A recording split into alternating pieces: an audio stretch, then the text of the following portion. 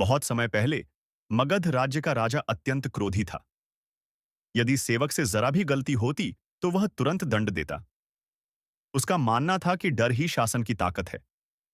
लेकिन धीरे धीरे उसका क्रोध उसी को खा रहा था। नींद उड़ गई थी, भोजन में स्वाद नहीं था और चेहरे पर हमेशा तनाव झलकता था।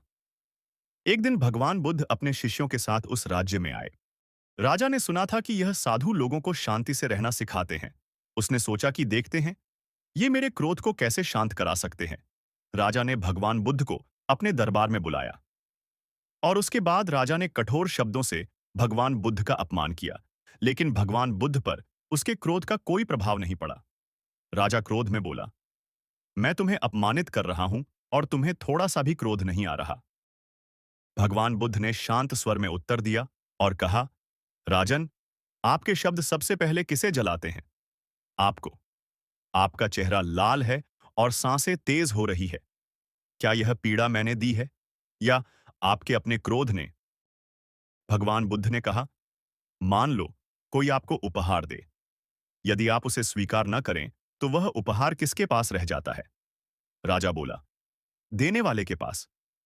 फिर भगवान बुद्ध बोले, ठीक वैसे ही आपके द्वारा कहे गए शब्द मैंने स्वीकार नहीं किए, इसलिए यह क्रोध आपके पास ही रह गया और यह आग आपको ही जला रही है। बात सुनकर राजा की आंखों में आंसू आ गए। उसे समझ आ गया कि सचमुच उसका क्रोध उसी को खा रहा है।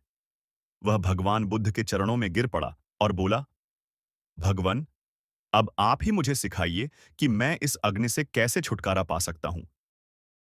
भगवान बुद्ध ने कहा, क्रोध से मुक्त होने का मार्ग है धैर्य, तुरंत प्रतिक्रिया मत दो।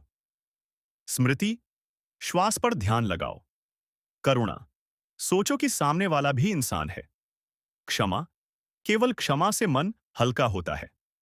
राजा ने उस दिन से प्रण लिया कि वह हमेशा ही करुणा और धैर्य के मार्ग पर चलेगा।